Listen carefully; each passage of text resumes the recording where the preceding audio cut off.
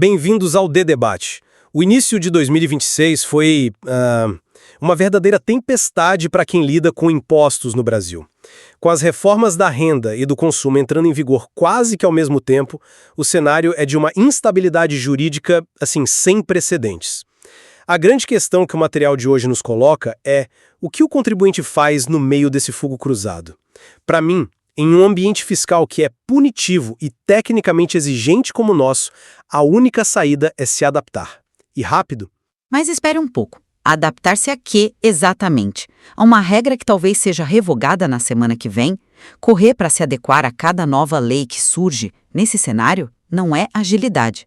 É uma aposta de altíssimo risco. Eu discordo. O risco maior é a inércia. A inação tem um custo real, imediato. Veja o caso da liminar do STF que estendeu o prazo para deliberar sobre lucros acumulados para 31 de janeiro. É uma janela de oportunidade muito clara. Deixar de aproveitá-la por um medo de que a decisão possa ser revertida no futuro é, na prática, má gestão. Você perde uma chance concreta por causa de um risco que, ainda não se materializou. O que você chama de medo, eu chamo de prudência. A velocidade das mudanças é caótica. Pensa nisto. A Lei Complementar 214, que mudou toda a base do sistema, mal começou a valer e já temos a Lei 227 alterando pontos cruciais dela. É o que o mercado já está chamando de reforma da reforma. Isso cria um caos. O caso dos medicamentos é um exemplo perfeito. A alíquota zero agora depende de uma lista que o governo pode mudar a cada 120 dias. A conformidade virou um alvo móvel. Mas esse alvo móvel que você descreve é exatamente o motivo pelo qual a competência técnica se tornou crucial. O ponto da liminar do STF é que ela está em vigor e ela está produzindo efeitos agora. Um contribuinte que age sob a cobertura de uma decisão judicial válida está, em princípio, protegido. Válida hoje. E amanhã? A Receita Federal não opera no hoje, ela olha para os últimos 5 anos. Se essa liminar monocrática for derrubada pelo plenário do tribunal, como uma empresa se defende da cobrança de multas e juros retroativos? Onde fica a segurança jurídica nisso?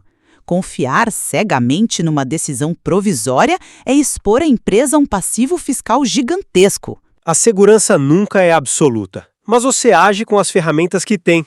A alternativa é ficar paralisado, e a paralisia, no nosso sistema, sempre custa caro. E essa fragilidade não está só nas decisões judiciais, ela está no próprio texto da lei. Veja o caso do lucro presumido. A nova lei não deixa claro se o limite de R$5 milhões de faturamento para o aumento da base de cálculo é anual ou trimestral.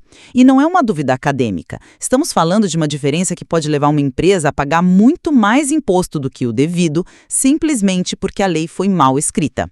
Exato. A redação é imperfeita, eu concordo. Mas é aí que entra a análise técnica aprofundada.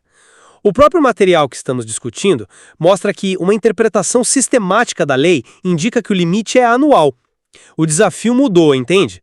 Não é mais sobre a instabilidade da lei em si, mas sobre a necessidade de uma qualificação técnica muito maior para navegar nessa complexidade. O profissional preparado não fica paralisado pela dúvida. Ele a resolve. Mas nem toda ambiguidade pode ser resolvida com interpretação, especialmente quando as leis se contradizem. A competência técnica é fundamental, mas ela opera sobre uma base. Quando essa base é areia movediça, a melhor técnica do mundo não impede que a estrutura afunde. Às vezes, o movimento mais inteligente é esperar o terreno firmar um pouco. Depois de ouvir seus pontos, fica claro que a agilidade que eu defendo não pode ser cega. Ela precisa de uma análise de risco muito mais sofisticada do que simplesmente seguir a regra do dia.